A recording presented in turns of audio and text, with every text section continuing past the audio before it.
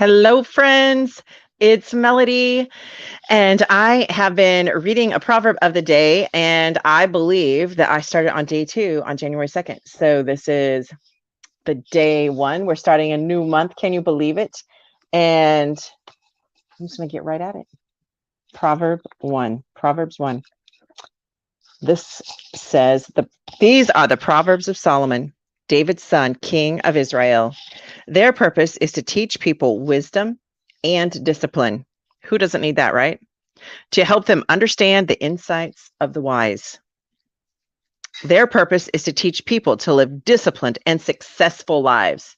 Who wants disciplined and successful lives? To help them do what is right, just, and fair.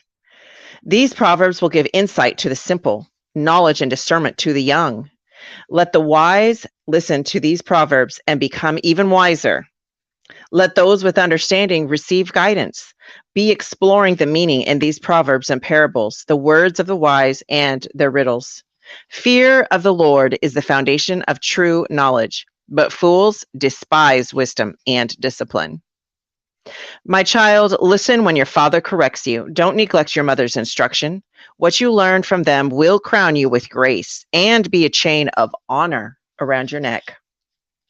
My child, if sinners entice you, turn your back on them. They may say, "Come and join us. Let's hide and kill someone. Just for fun, let's ambush the innocent. Let's swallow them alive like the grave. Let's swallow them whole like those who go down to the pit of death." Think of the great things we'll get. We'll fill our houses with all the stuff we take. Come, throw in your lot with us. We'll all share the loot.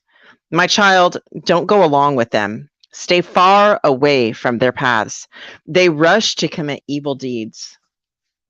They hurry to commit murder. If a bird sees a trap being set, it knows to stay away. But these people set an ambush for themselves. They are trying to get themselves killed. Such is the fate of all who are greedy for money. It robs them of all life. Verse 20.